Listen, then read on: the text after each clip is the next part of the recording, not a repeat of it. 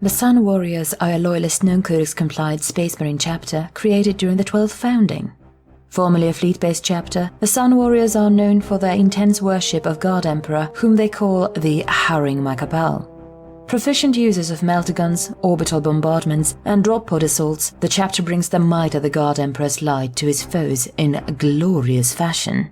The chapter's faith in the Imperial Creed has given them a close relationship with the Ecclesiarchy, specifically with the Adeptus Sororitas. The Sun Warriors have forged a strong bond with the Order of the Valorous Heart after fighting a campaign together against the Golden Plague. Another Imperial faction that the chapter is close allies with are the men and women of the Dumaculum Revolutionaries, who hail from the same star system as the chapter's homeworld. During the closing days of the 41st millennium, the home system was lost to mech boss Mechmonger and his War. Their defeat forced the chapter to leave the system with anyone and anything they can save, while their strength was reduced to less than 200 fully fledged battle brothers. Taking refuge at a nearby system, they are slowly rebuilding their forces with Primaris after the arrival of the Torchbearer fleet. The chapter traces its origin to the 12th founding during the waning decades of the Nuva Terra Interregnum. Created in a time of great turmoil, the chapter immediately set themselves to the task of bringing back order to the Imperium. The chapter settled into the function as a fleet-based chapter very well, bloodying themselves in the crucible of war as they took part in several bloody conflicts. It was the early 36th millennium that the chapter would face its greatest challenge yet. Due to the warp storms that sprung up throughout the Imperium, the Sun Warriors found themselves rushing to the aid of several sectors as numerous incursions of traitor Astartes, Orcs and Drukari took place. However, it wasn't these foes that would spark the change the chapter will experience for centuries to come. The Sugor, the chapter's librarian chaplains, can't retell much of what happened during this period of the chapter's history. Only known to them as The Verge, the details they can recount speak of a chapter whose name has been struck from all Imperial records. The Sun Warriors had allied with this chapter, joining in their mission to a planet that has since been long forgotten. It is known that during this time, the chapter faced the demon Skegor, which led to the deaths of several Sun Warriors. Only through the sacrifice of the chapter's veterans and the warp mastery of Chief Librarian Rano was the demon finally banished into the warp. The Sugor claims that Rano saw the Emperor in his fight against the demon, and the chapter has been worshipping the God Emperor as a divine being ever since. For the next 1,000 years, the Sun Warriors carried the fires of the Imperial Creed throughout the galaxy. In the middle of the 37th millennium, the chapter answered the call of the Order of the Valorous Heart. This led them to a series of planets located near the Maelstrom that bore the obvious signs of an Urglide warband: rotting landscapes, rampart illnesses, and disgusting abominations. With the holy weapons of the Bolter, Flamer, and Melter, the Sun Warriors and the Valorous Heart put these planets to the torch. As grim and efficient the Battle Brothers and Battle Sisters were, the campaign took years, because with each planet purified, signs of another contagion-ridden world would be discovered along the trail. While all Nurglite creatures suffered the God Emperor's judgment, his servants were forced to exterminate innocent civilians afflicted with Nurgle's sick creations as well. For these poor souls, prayers of mourning were held after giving them the Emperor's peace. At the 10th planet of what will be known as the Death Gold Trails, the Imperials finally met the culprit of these atrocities, the heretic Astartes of the Golden Plague. With increased fervor, the Sun Warriors launched themselves at the traitors while being supported by the Sisters of the Valorous Heart. While the Sun Warriors fell from the heavens onto the enemy lines, the Sisters cut off their escape and held position to rain down firepower on retreating forces with exorcists and retributor squads. Such was their fury that their push along the trail was barely slowed by the interventions of the Golden Plague. It was the 14th planet that the Imperial forces reached the bulk of the Golden Plague in the midst of a virus bombardment of the world. Rushing to the aid of the Imperial world, the Sun Warrior and Sisters fleets bought time for the world by drawing the warband's attention and attacking. In the final hours of the ensuing engagement, Sun Warrior Terminators boarded the flagship of the Golden Plague and killed the Chaos Lord Hesmon Gargara.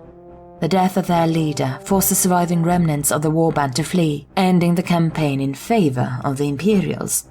Upon reporting their victory to the Imperial authorities, the Sun Warriors were offered the feral world of Apalake as a reward. The chapter graciously accepted, thus ending their millennium of crusading. Arriving on the world of Apolloche, the chapter was pleased to discover that the natives shared their intense devotion to the imperial creed. Their visits to the many people scattered across the islands of the world caused mass veneration by the locals, which the Space Marines quickly corrected, so they would focus their worship on the god emperor, known to the Apollochi as the Haring Maikapal. Surveying the planet from orbit revealed the best site for their fortress monastery, the mountain of Mount Ballona, located on an island in the middle of the continent of Dana. Construction soon began as they started settling into their new home. Many of the locals were chosen as the first chapter serfs from the planet, and they marveled at the technology used as they helped in the construction. The apothecaries and librarian chaplains of the chapter continued visiting the various settlements on the planet, learning more about their culture and gathering data on the health and gene purity of the natives. During these visits, the librarian chaplains noticed that many settlements avoided certain areas of their respective islands. Furthermore, there were many amongst the populace that were capable of harnessing the powers of the warp, though it was through the faith in their Haring Maikapal that the incidence of demon infestation was very low.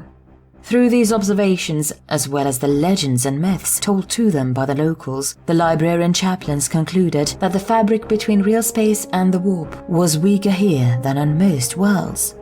Together with Apollochi shamans known as the Catalonan, the chapter reinforced the imperial creed amongst the rest of the natives. They also exchanged information on how to look out for signs of possession and corruption, strengthening the bonds between the people and the Astartes even further. As centuries went by and Apollochi recruits started filling the chapter's ranks, the Sun Warriors soon found themselves adopting Apollochi culture and traditions, slowly but surely deviating from the standards set in the Codex Astartes until little of its influence remained. From mainly recruiting from Apollochi, the Sun Warriors also recruited from other planets in the Bathala system, which consisted of the high world Dumaculum and the agri-worlds of Dumangan and Idianale. Along with recruitment, the chapter regularly patrolled their domain, even sending their neophytes, the Bunso, to aid the PDF as a form of training and immersion. The chapter is a fond presence amongst these worlds. Many of the locals awestruck that the Emperor's own angels called their system home. Tragedy would strike the chapter in the late 41st millennium, however, when the system was assaulted by an Orc war led by a Death Skull mech boss known as Mechmonga. Before this occurred, the chapter had sent an expedition to answer the call for reinforcement from the Order of the Valorous Heart in the Hala system years prior. And more recently, another expedition was sent to aid Forge World of Hephaestia III from an incursion from the Orc Empire of Caradon. It is expected to not receive word from these expeditions for years, and the divinations of the chapter Sugo showed nothing dire would befall Apollochi in their absence. In the closing months of the 41st millennium, the alarms in the Muangnang Malualhati, the chapter's fortress monastery, were triggered as a huge fleet of Orc warships translated from the warp close to Apollochi. Quickly rallying the 3 Kapatiran, equivalent to the 3 battle companies currently in the system, the Datu present elected Datu Muhala captain of the Kapatiran Nangdugong Matatag as the Lakan. Muhala realized that the chapter's homeworld was the first target due to the presence of the Astartes, so he ordered all patrolling Space Marine ships to return to Apollochi at once. Imperial warships stationed at Dumaculum also made themselves available to the Lakan. Muhala calculated that the forces currently in the system would not have been enough to stop the Orcs, and reinforcements may arrive too late to save the world, or the system. With a heavy heart, he ordered all available ships to hold off the war as long as possible, while troop carriers evacuated the Apollochi. The Imperials, for their part, delayed the bulk of the Orc fleet as casualties mounted on both sides. However, the Orc flagship pushed through the blockade with a few other ships. The captain of one of the battle barges holding back the Orcs offered to chase after them, but Muhala refused, thinking that the rest of the Orc fleet must be held back. Thus, he ordered all of the Muongnang Malualate's ground-to-orbit defenses to focus their fire on the approaching Orc ship. Chunk of the massive ship were torn off by each salvo, but it kept on coming until it breached the upper atmosphere of the world. Seeing that it was headed right for them, the Lakan triggered the Fortress Monastery's last resort, the Palas on Angarau.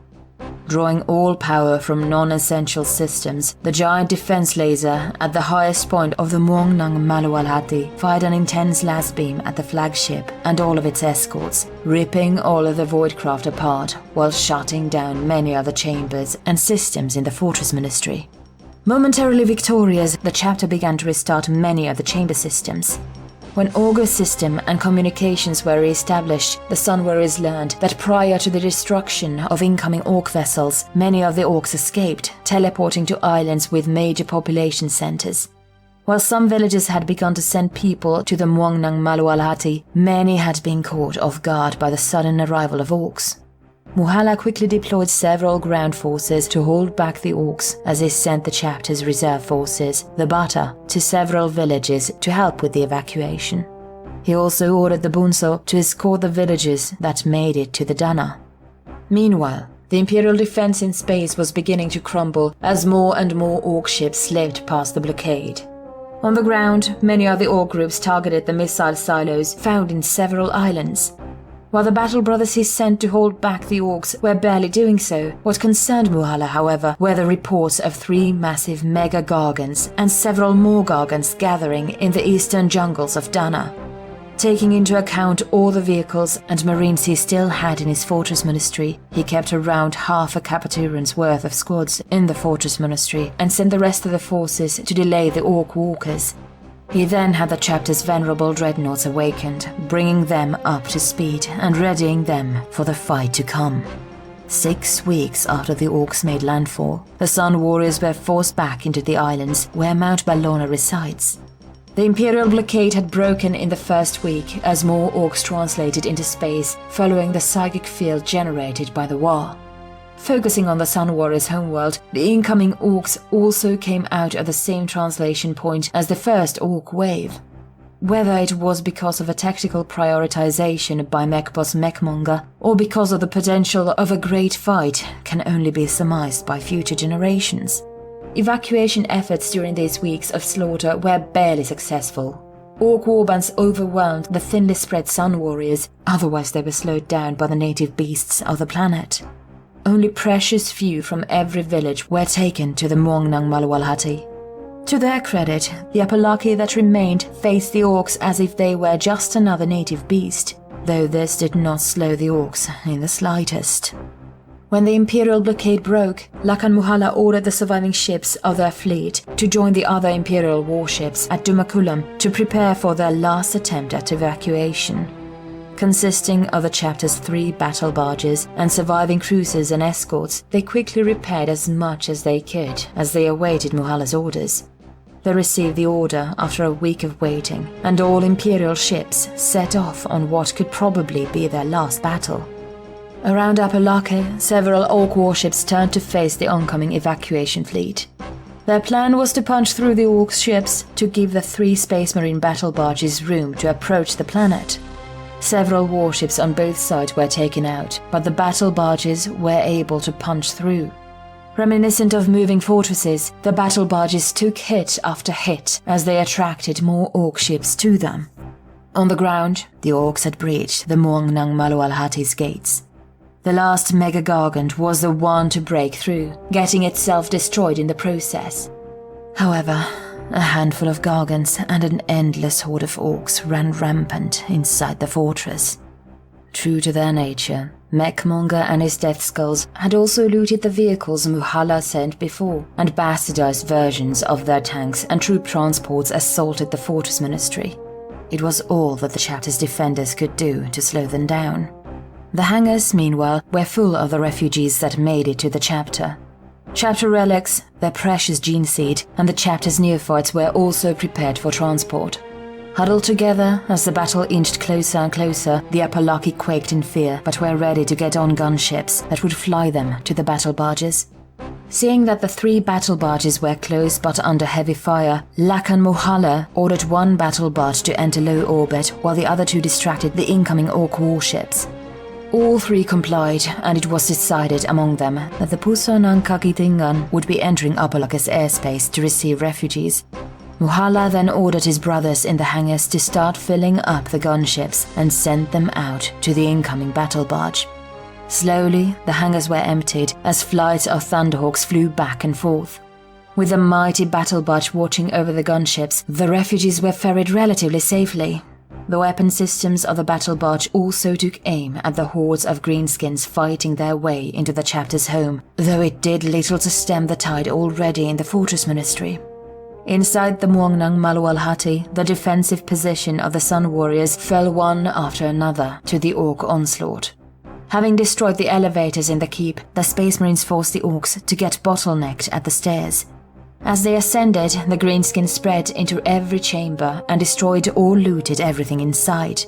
Despite their unending numbers, the Orcs still fell to the chapter's warriors, serfs, automated turrets and battle servitors. Still, it was not enough to make the keep's defenses give more and more ground as they fell back. The last defensive position left was in the Pasanayan Nangbata, located right below the hangars. The remaining of the defenders joined the Lakan, the librarian chaplains of the Samahang Sugo, and the venerable dreadnoughts of the Luponang Matadanda. They held firm as waves and waves of Orcs fell on them, refusing to let any of the foul Xenos loose on the evacuees. Blasts and beams of warp fire bursted from the chapter's librarian chaplains, while dozens of Orcs were mauled by the still-living legends of the Sun Warriors. It was then that the Warlord of the War made its presence known. Teleporting with its own cadre of mechanically augmented knobs, Mechmonger appeared before Lakan Muhala and his forces. Together with his Ginor Terminators and his command squad, the brave Astartes charged the beast, hoping to at least take the head of the architect of this invasion. It was a battle worthy of legend. Mechmonger using its brute strength and mechanical appendages to strike Muhala, while the Lakan used his superhuman speed to dodge and weave, striking at key parts of Mechmonger's mega armor. Even as the line of defenders slowly fell back, the two leaders battled it out as they focused on slaying their opponent. Such was their persistence that it took a nearby explosion from a destroyed dreadnought to end their duel. The explosion knocked Muhala sideways onto the floor, but Mechmonger picked him up with two hands before he could recover. Without a word, the mech boss decapitated him with its last mechanical limb, and with a roar of triumph, lifted his headless body to taunt the last Sun Warriors. Despite the loss of their Lakan, the defenders fought on. Backing themselves into the hangar just as the last Thunderhawk left, the remaining Sun Warriors fought to the last until they were eventually overrun. The Puso Nang Kagitingan, after receiving the last Thunderhawk just before the destruction of her last sister battle barge, left Apolaka airspace and began to fight its way towards the waiting Imperial fleet. Seeing the mighty ship leave the planet, almost all Orc warships turned to face it, many ignoring the battered Imperial ships they were fighting to focus instead on the battleship.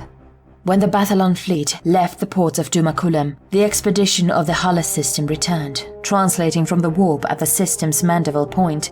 Battered from the battle against the heretic Astartes of the hands of Skegor, Lakangamoho of the expedition learned of the attack on Apolake. Furious, he ordered his fleet to make for their homeworld at full speed. Joining the Imperial fleet just as the Pusonan Kagitingan sent word of their success in getting the survivors, Lakangamoho ordered his fleet to form the spear tip of the attack. With the surviving Imperial fleet ships flanking the Orcs, the Sun Warrior ships pushed into the fight to reach their last battle barge. The fighting was fiercest around the strike cruiser Ilaonang Tatana, Lakangamoho's flagship, as it took on a dozen warships just to get their attention. Gamaho also ordered his Terminators, as well as those from the Kaptiran Nang Matayog na Apoy, to board the bridges of the key Orc warships in the attempt to disable them. Due to the Orcs' focus on the battle barge, the Imperial forces managed to destroy more ships than they lost. Finally, the Pusanang Kakitingan reached its fellow Imperial ships. As one, the ships turned back to go to Dumakulam, where their own evacuation efforts were on the way. Some Orc warships gave chase, but these were taken care of easily. The majority stayed around Apolake, however, which concerned Lakangamoho, as it was unlike the Orcs to show such restraint. When they arrived at Dumakulam, their attempt at rest and resupplying was interrupted by the sudden arrival of several fleets of Orcs at different points of the system. torn between standing their ground or leaving the system with all the people they can carry. Lakangamaho made the heavy decision of leaving the system with as many as possible. Filling as many ships with people and supplies as possible, the fleet set off on their escape, while the orcs were only days away from the world. Reaching the system's Mandeville point as a fleet of orc warships followed behind them, the evacuation fleet translated into the warp, hoping to reach the nearby captain's system for resupply and reinforcement. Unfortunately for them, their journey into the warp occurred just before Cadia fell. Thus, the fleet's navigators suddenly lost the light of the Astronomicon mid-transit, forcing the ships to return to real space. Emerging from the warp, the survivors of Warmekmunga bore witness to the Cicatrix Maledictum as the days of blinding began. Forced to perform short ventures into the warp, the fleet endured months of constant calibration of position and lack of communication with the rest of the Imperium. For the first time, the chapter was vulnerable, and not even faith and duty held them together. Bitter at their defeat and the loss of their homeworld, the chapter morale was low. The need to do penance grew in different members of the chapter. Those of the Hala 12th expedition felt that they were too slow and forgiving in their battles against the hands of Skegor, while those fighting on Apalake thought of themselves as weak and their faith lacking, causing the God Emperor to abandon them. Sun Warriors distanced themselves from each other, finding dark corners in their ships and locking themselves in a never-ending cycle of self-blame and prayer. It was a dark time for the chapter, as dark as the Imperium without the Astronomicon. The fleet finally arrived at the captain's system, where they learned of what had befallen the Emperor's domain. All communication with the Imperium was lost. Warp storms raged all over the sectors, and the armies of chaos marched forth and assaulted human and Xenos worlds alike. Many Imperial ships found their way to this system for refuge, and the local Imperial authorities feared that it was only a matter of time before they were attacked by the forces of the Dark Gods. It was here that the Sun Warriors met the Astartes of the Oblivion God, a fleet-based chapter that also braved the darkness of the Noctis Eterna to re-establish communications at the captain's system. Anticipating an attack on the system, the two chapters fortified the worlds in preparation for a system-wide assault from anywhere. Committing their hearts and souls to the task, so intense was the chapter's dedication that they refused to speak to anyone unless it was of important matters. The Sun Warriors also began to rebuild their strength, drawing suitable aspirants from the available children that escaped with them, as well as the worlds in the system, with the permission of the planetary governors. While the odds of quickly rebuilding their strength were slim, the chapter was determined anyways, as their desire for penance filled their hearts. 8 years after arriving at the captain's system, torchbearers sent by Lord Commander of the Imperium, Rabute Gilliman, arrived. Voyaging across the stars to reach hundreds of Adeptus Astartes chapters, these task forces were given the duty of bringing the Primarch's gift to every known Space Marine chapter. Because they were previously known as a chapter at full strength before the Noctis Eterna, the torchbearers assigned to the chapter did not bring any Primaris forces with them. They did bring the technology needed to make their own, Adeptus Mechanicus Magi to assist them, numerous suits of Mark X power armor, and Primaris armaments and vehicles. The Sun Warriors graciously accepted all of these, the chance to become stronger too good to deny. Also, the news that the son of the God Emperor walked with humanity once again rekindled the fires of their faith, and the chapter began to see some semblance of hope. With these recent developments, the warriors of Apalake have become firm in the belief that they will rise again from the darkness. Just like how the sun rises from the night, and like how the God Emperor showed himself to Rano, they know that they will carry the light to the Imperium's foes once more. While they don't know when that time will be, they are certain of one thing. They will stand on home soil again, even if they have to burn through millions of greenskins to do so.